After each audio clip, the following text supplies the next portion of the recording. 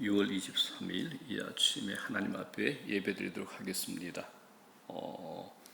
영상을 올리면 여러분들 다 알아채시니까 제가 기도원 가기 전에 제가 화요일 날 이거 미리 녹화를 해놓은 부분입니다. 제가 기도원에 가서도 계속 여러분들 위해서 기도하겠습니다. 자, 이 아침에 우리가 이 아침에 하나님께 올려드릴 찬송 주 믿는 사람 일어나 목마른 내 영혼 함께 찬송하겠습니다. 주 믿는 사람 일어나 다 힘을 합하여 이 세상 모든 마귀를 다쳐서 멸하세. 저 앞에 오는 적군을 다 싸워 이겨라. 주 예수 믿는 힘으로 온 세상 이기네. 믿음이 이기네. 믿음이 이기네. 주 예수를 믿음이 온 세상 이기네. 온 인류 마귀 괴율로 큰 죄에 빠지니 진리로 띠를 띠고서 늘 기도 드리세. 참 믿고 의지하면서 겁없이 나갈 때 주 예수 믿는 힘으로 온 세상 이기네. 믿음이 이기네. 믿음이 이기네. 주 예수를 믿음이 온 세상 이기네. 끝까지 이긴 자에게 흰옷을 입히고 또 영생 복을 주시니 참 기쁜 일일세. 이 어두운 세상 지나서 저 천성 가도록 주 예수 믿는 힘으로 온 세상 이기네. 믿음이 이기네. 믿음이 이기네. 주 예수를 믿음이 온 세상 이기네. 아멘. 309장입니다. 목마른 내 영혼. 목마른 내 영혼 주가 이미 허락한 그 귀한 영생수 주여 갈만합니다. 그 약속 따라서 힘써 간구하오니 오 주여 내 기도 어서 들어주소서. 예수의 사랑 예수의 사랑 바다 물결같이 내게 임하니 영광의 물결에 온전히 쌓여서 내 영혼의 기쁨 한량없도다. 주 내게 약속한 큰 비 내려주시려 온 해의 저 구름 건너편에 떠올라 그 귀한 징조가 내게 밝히 보이니 나 힘을 다하여 주께 간구합니다. 예수의 사랑 예수의 사랑 바다 물결같이 내게 임하니 영광의 물결에 온전히 쌓여서 내 영혼의 기쁨 한량없도다. 온 해의 소낙비 지금 흡족히 내려 구원의 큰 강물 흘러차고 넘쳐서 내 추한 모든 죄 모두 씻어버리니 나 지금 은혜를 충만하게 받았네. 예수의 사랑 예수의 사랑 바다 물결같이 내게 임하니 영광의 물결에 온전히 쌓여서 내 영혼의 기쁨 한량 없도다. 그 차고 넘치는 주의 은혜의 물결 힘차게 밀려와 내게 만족합니다. 오 할렐루야로 주를 찬송하오니 내 마음의 기쁨이 항상 충만함이라. 예수의 사랑 예수의 사랑 바다 물결같이 내게 임하니 영광의 물결에 온전히 쌓여서 내 영혼의 기쁨 한량 없도다.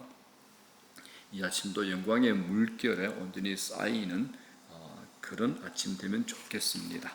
하나님 말씀 마가복음 2장 1절에서부터 12절, 중풍병자를 고친 내 친구의 얘기입니다. 우리가 문제를 어떻게 해결하는가, 여기에서 귀한 교훈과 힘과 또 말씀의 진리를 얻기 소망하는 마음으로 이 말씀 전합니다. 마가복음 2장 1절에서부터 12절, 제가 하나님을 경외하는 마음으로 받들어 봉독합니다. 수일 후에 예수께서 다시 가버나움에 들어가시니 집에 계시다는 소문이 들린지라. 많은 사람이 모여서 문 앞까지도 들어설 자리가 없게 되었는데 예수께서 그들에게 도를 말씀하시더니 사람들이 한 중풍병자를 네 사람에게 메워 가지고 예수께로 올세 무리들 때문에 예수께 데려갈 수 없으므로 그 계신 곳에 지붕을 뜯어 구멍을 내고 중풍병자가 눈상을 달아내리니 예수께서 그들의 믿음을 보시고 중풍병자에게 이르시되 작은 자야 내 죄의 사함을 받았느니라 하시니 어떤 서기관들이 거기 앉아서 마음에 생각하기를 이 사람이 어찌 이렇게 말하는가 신성 모독이로다. 오직 하나님 한 분 외에는 누가 능히 죄를 사하겠느냐. 그들이 속으로 이렇게 생각하는 줄을 예수께서 곧 중심에 아시고 이르시되 어찌하여 이것을 마음에 생각하느냐. 중풍병자에게 내 죄사함을 받았느니라 하는 말과 일어나 네 상을 가지고 걸어가라 하는 말 중에서 어느 것이 쉽겠느냐. 그러나 인자가 땅에서 죄를 사하는 권세가 있는 줄을 너희로 알게 하려 하노라 하시고 중풍병자에게 말씀하시되 내가 네게 이르노니 일어나 네 상을 가지고 집으로 가라 하시니 그가 일어나 그 상을 가지고 모든 사람 앞에서 나가거늘 그들이 다 놀라 하나님께 영광을 돌리며 이르되 우리가 이런 일을 도무지 보지 못하였다 하더라. 아멘. 기도합니다. 하나님 아버지, 이 아침에도 주의 은혜를 구합니다. 주의 크신 은혜를 구합니다. 믿음의 은혜를 구합니다. 주의 위로의 은혜를 구합니다. 주의 능력의 은혜를 구합니다. 기름 부으심의 은혜를 구합니다. 하나님의 것이면 됩니다. 우리가 이 아침에도 말씀으로 기도로 우리의 영이 살아나고 영적인 부요함이 먼저 충만히 채워지기를 소망합니다. 하나님의 것으로 채워주시옵소서. 우리의 시선이 이 아침에 하나님을 향하게 하시고 압도적인 주의 은혜와 사랑에 사로잡혀 이 하루도 회복되고 치유될 뿐만 아니라 믿음이 상승의 길을 걸어갈 수 있는 저희들 될 수 있도록 은혜를 다 하시옵소서. 이 하루도 예수 십자가 보혈로 저희를 다 씻어주시고 우리를 시험에 들지 말게 하시고 악에서 구하시옵소서. 주께서 우리에게 기도하라 하신 것처럼 우리에게도 우리 가정에, 이 교회에, 우리 사업장, 일터, 직장에 일용할 양식도 허락하여 주시옵소서. 우리가 우리 마음속에 품은 모든 중보 기도자들의 기도를 주께서 들어주시옵소서. 우리의 기도의 자리에 온 우주의 창조자이시고 통치자이신 하나님께서 우리와 1:1로 독대하시며 우리와 대화를 나누신다는 그 신비함 앞에 우리가 기도의 자리에 집중하고 우리의 기도가 넓어지고 깊어지고 하나님께서 시키시는 기도의 자리까지 기쁨으로 들어갈 수 있는 은혜의 파도를 타는 기도의 자리가 되게 하옵소서. 주님께 감사합니다. 감사합니다. 예수님 이름으로 감사하고 기도드리옵나이다. 아멘. 문제 해결 방법이라는 제목으로 말씀을 전합니다. 본문은 우리에게 많이 익숙한 내용입니다. 그래서 이 내 친구들이 어떻게 문제를 해결하는가, 또 우리의 삶의 현장에 이 문제를 가지고 와서 나라면 어떻게 할까, 이렇게 적용해 볼 수 있으면 좋겠습니다. 이 세상은 문제가 참 많습니다. 그리고 문제가 없는 사람도 없습니다. 문제가 없는 때도 없습니다. 어디를 가든지 이제 문제가 다 있습니다. 어떤 사람을 만나든지 그 사람에게 문제 있습니다. 그런데 문제가 있다는 것은 또한 답도 있다라는 겁니다. 이걸 믿으셔야 됩니다. 문제는 반드시 답이 있습니다. 자, 그런데 이제 문제가 생기면 이 문제에 대한 반응이 크게 이제 두 가지로 나타납니다. 반응. 첫 번째는 뭐냐? 문제를 문제로 느끼지 못하는 겁니다. 이건 아주 심각한 상태입니다. 문제를 문제로 느껴야 답을 찾을 수 있습니다. 문제를 문제로 느끼지 못하는 사람은 문제를 피하려고 하죠. 덮어버리려고 합니다. 어떤 사람들 기도 제목을 나눌 때 나는 별것 없습니다 라고 말하며 기도 제목을 사람들 앞에 꺼내놓지 않습니다. 마치 아무 문제가 없는 것처럼 피하려고 합니다. 왜 그럴까요? 문제가 두렵기 때문에 그렇습니다. 문제에 직면하고 싶지 않은 겁니다. 생각하기도 싫은 겁니다. 이렇게 한다고 해서 문제가 사라지는 것 아니라는 겁니다. 문제를 키우게 됩니다. 자, 두 번째입니다. 문제를 만났을 때 또 절망하는 사람이 있습니다. 자신이 풀기에는 문제가 너무 크기 때문에 절망하는 사람이죠. 그런데 절망으로 끝나서는 안 됩니다. 우리의 믿음이 언제 자라는가? 문제를 만나야 우리의 믿음이 자랍니다. 장애물이 있을 때 믿음이 자랍니다. 문제가 없다면 우리의 믿음을 사용할 필요가 없죠. 문제가 있고 아픔이 있고 실패가 있고 넘어짐이 있을 때 우리는 하나님께 믿음으로 반응하고 믿음을 구하게 됩니다. 성경에 보면 이스라엘 역사 가운데 가장 많은 기적이 일어났던 시대가 어느 때냐? 가장 어려웠던 때입니다. 이스라엘 백성들이 출애굽하면서 광야를 지나는 동안 기적이 가장 많이 일어났습니다. 그때가 가장 어려웠던 때였기 때문에 그렇습니다. 그리고 엘리야 시대 가장 강력한 기적이 일어납니다. 가장 어려웠던 시간에 하늘 문이 열리는 거죠. 자, 학생들이 문제를 풀어가면서 실력이 자라듯이 우리도 문제를 해결해 가면서 믿음이 자란다. 이걸 우리가 꼭 잊지 않으면 좋겠습니다. 자, 본문을 들어가 보겠습니다. 자, 중풍병자보다 주인공이 누군가요? 중풍병자의 친구들이죠. 이 친구들을 주목해서 살펴보면 좋겠습니다. 이들의 행위 하나하나가 뭐냐? 믿음으로 반응하는 것이 어떤 것인가를 우리에게 오늘 가르쳐주고 있는 겁니다. 자, 중풍병이 어떤 병입니까? 현대의학으로도 완전히 고치기 어렵죠. 그 시대에는 말할 것도 없이 중병이었습니다. 혼자서 움직일 수 없고 환자의 힘으로 스스로 아무것도 할 수 없는 게 중풍병입니다. 자, 그런데 이 환자의 친구 4명이 고쳐보겠다고 움직입니다. 이런 사람을 치료해 보겠다고 움직이고 생각하는 것 자체로 적극적인 행위가 됩니다. 중풍병자를 옮긴다는 건 쉬운 일 아닙니다. 요즘처럼 구급차가 있었던 것도 아니죠. 중풍병자는 힘이 없기 때문에 훨씬 더 무겁습니다. 자, 그렇기 때문에 안 된다. 쓸데없는 짓거리 하지 말자라면서 충분히 부정적인 반응으로 말할 수 있었습니다. 그러나 친구들은 중풍병자를 들것에 메고 예수님을 만나러 갑니다. 자, 그런데 만나러 가는 건 좋은데 또 문제가 발생하죠. 예수님을 만나러 갔는데 사람들이 너무 많아서 예수님이 계신 집 안으로 들어갈 수가 없었습니다. 자, 이거 한번 우리가 상상해 봅시다. 여러 가지 문제가 겹치죠. 이제 겹치면 웬만한 사람들은 부정적으로 변합니다. 단순한 문제, 한 가지 문제, 그죠? 이 단수의 문제는 사람들이 해결하려고 그럽니다. 그런데 여러 가지 문제가 겹친다. 문제에 대해 또 문제가 있고 문제가 겹겹이 사이에 있으면 웬만한 사람들은 대부분 부정적으로 변합니다. 우리 노력이 여기까지인가 봐. 하나님께서 하지 마라 그러시는 것 같아. 할 만큼 다 했잖아. 우리 도리 다 했잖아. 라고 생각하고 뒤돌아오죠. 자, 그리고 또 있습니다. 일반적으로 함께 일하는 것보다 혼자 일하는 게 쉽습니다. 혼자서는 쉽게 결론 내릴 수 있습니다. 그런데 함께하면 한 사람이라도 다른 결론을 가지고 있으면 이제 사건이 복잡해지는 겁니다. 그런데 본문에 나오는 4사람은 모두 다 같은 반응을 합니다. 같은 마음이었습니다. 여기서 우리가 믿음의 공동체가 얼마나 소중한가를 생각할 수 있는 겁니다. 믿음을 가진 사람들이 모인 공동체는 엄청난 역사를 일으킵니다. 믿음이 모인다. 강력해집니다.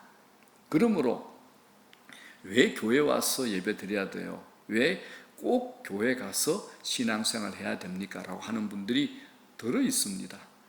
하나님께서 창세기에서부터 우리에게 그렇게 만들어 놓으신 겁니다. 가정이라는 공동체, 교회라는 공동체, 믿음이라는 공동체, 믿음의 공동체에 모일 때는 굉장한 엄청난 파괴력이 있습니다. 엄청난 능력과 위대한 힘이 있다는 겁니다. 믿음이 모이면 강력해집니다.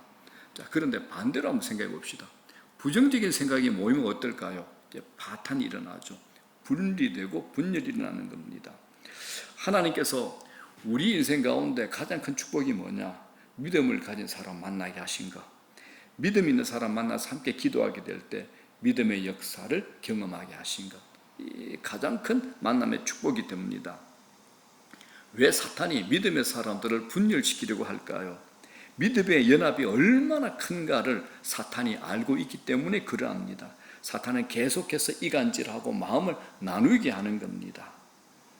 자, 이제 이 친구 4명이 마음을 모아 지붕을 뜯고 들것을 주님 앞에 내립니다. 자, 5절 보십시오. 그랬더니 예수님께서 이런 말씀하시죠. 5절에 예수께서 그들의 믿음을 보시고라고 하셨습니다. 그들의 모습이, 친구들의 모습이 주님의 눈에 띄었다는 겁니다. 예수님께서 다른 것을 보신 것이 아니라 뭘 보셨습니까? 그들의 믿음을 보신 겁니다. 뭘 주목하신 겁니까? 믿음입니다. 좀 더 상세하게 이들의 믿음이 어떻게 전개되는가를 한번 살펴봅시다. 이들이 예수님께로 갔습니다. 사람들이 아주 많아 예수님께로 다가갈 수 없죠. 진퇴양난입니다. 이 정도 되면 이제 돌아갈 만하고 포기할 만하죠. 그런데 이들은 사람이 많은 것을 보고 어디로 갑니까? 지붕 위로 올라갑니다.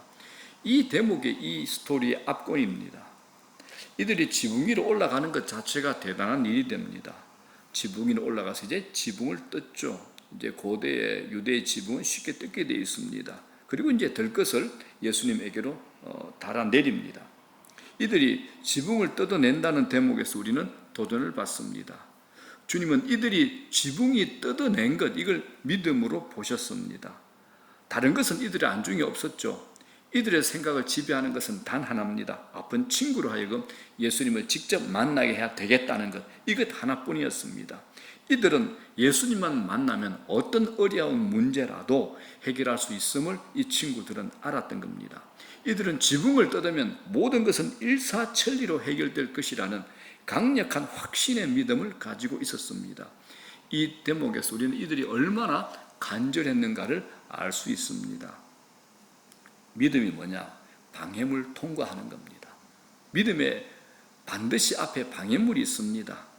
믿음은 방해물을 통과하는 겁니다. 믿음의 생활에서 반드시 난관이 있습니다. 믿음은 모험하기를 주저하지 않는 겁니다. 믿음은 지붕을 뜯는 행동입니다. 믿음은 문제를 비켜나가는 것이 아니라 지붕을 뜯는 것처럼 현재와 현상을, 문제를 돌파해 나가는 겁니다. 이게 믿음입니다. 어떤 길이든 본래 길은 없죠. 믿음의 사람들이 길을 내는 겁니다. 그리고 다른 사람들이 그 길을 따라오고 그 길을 이용하는 겁니다. 지붕 위에 올라가서 지붕을 뜯겠다고 생각한 것은 믿음 안에서 적극적으로 반응했을 때에 나타나는 거룩한 상상입니다. 여러분 한번 생각해 볼게요.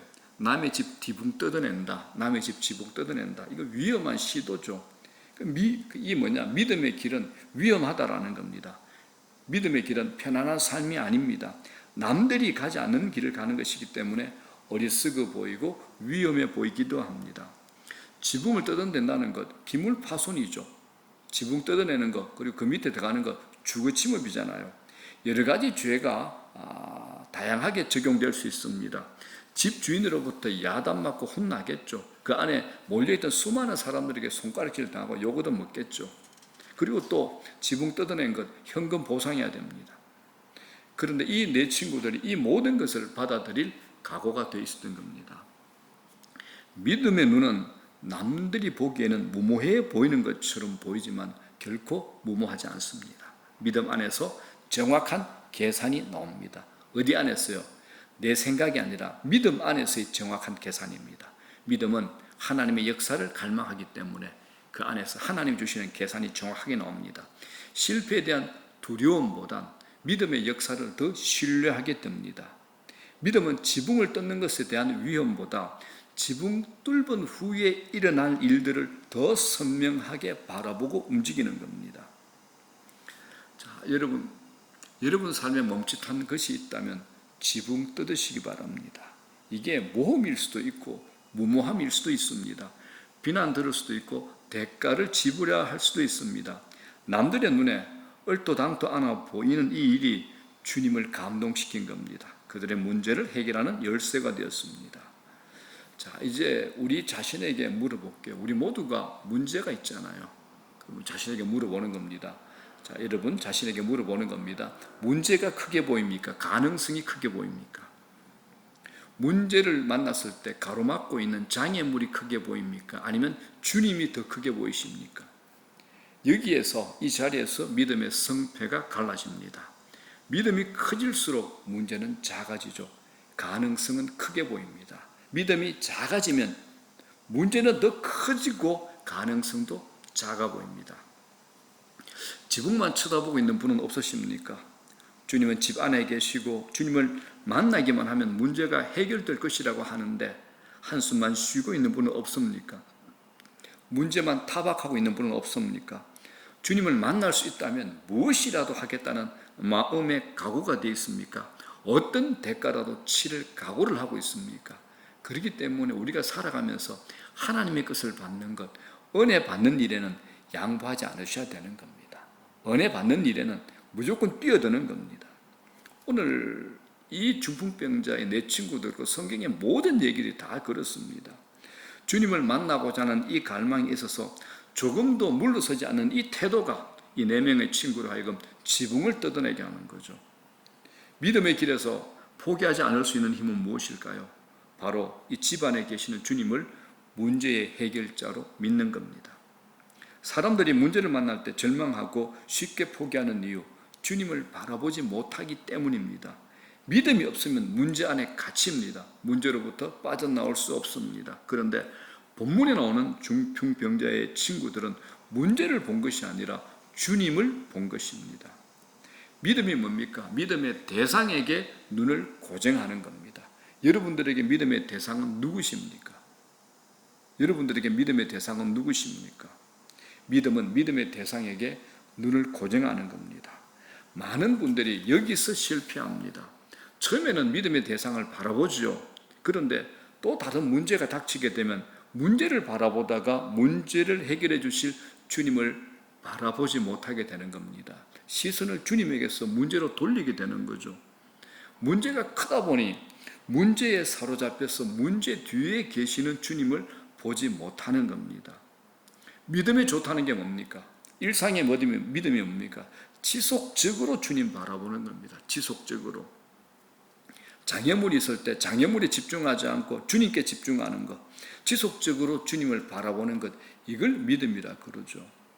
사람들은 문제를 만나면 누구나 주님 찾습니다. 그러나 주님을 쉽게 만나지 못하면 주님을 만나지 못한 지 세월 보내고 적당한 수준에서 만족한 채 신앙생활을 하시는 분들이 많습니다. 주님이 계신다는 얘기를 들었으니 주님이 계신다고 믿지만 주님을 만나는 단계에 이르지 못하는 사람이 많다라는 겁니다. 우리 중에 그런 분이 있다면 지붕을 뜯으셔야 됩니다. 주님을 만나야 됩니다.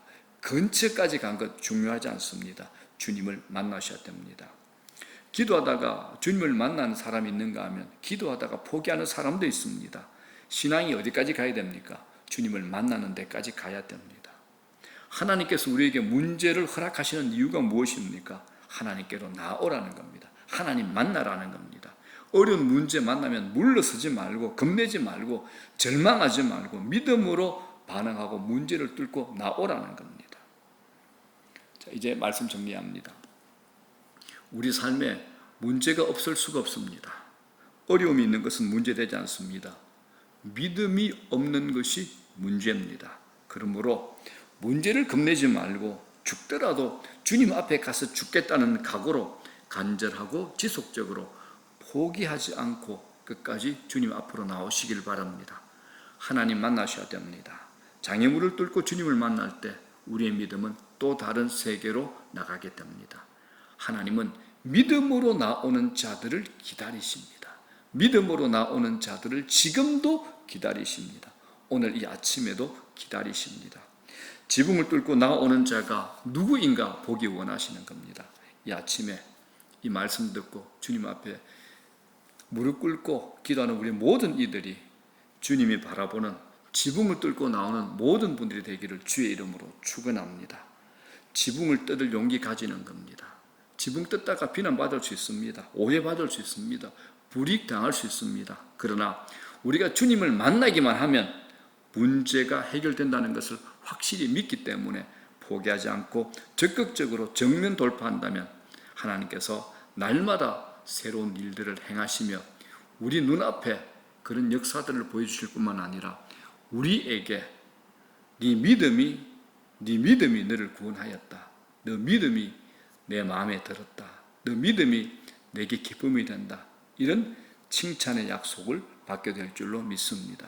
오늘도 이 본문처럼 지붕을 뜯어내는 용기, 우리 앞에 장애물 다 물리치고 끝까지 주님 앞에 나가며 일상 가운데 시선을 주님에게로부터 돌리지 않는 그런 하루의 일상 되고 이 하루도 큰 역사를 경험하는 복된 하루 되기를 주의 이름으로 축원합니다. 주기도문으로 마치겠습니다.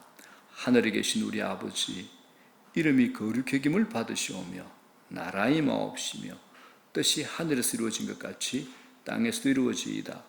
오늘날 우리에게 일용할 양식을 주시옵고 우리가 우리에게 죄전자를 사하여 준 것 같이 우리 죄를 사하여 주시옵고 우리를 시험에 들지 말게 하옵시며 다만 악에서 구하시옵소서. 대개 나라와 권세와 영광이 아버지께 영원히 싸움나이다. 아멘. 자, 오늘도 믿음으로 돌파하는 모든 장애물을 뚫고 나오는 기도의 자리 되십시오.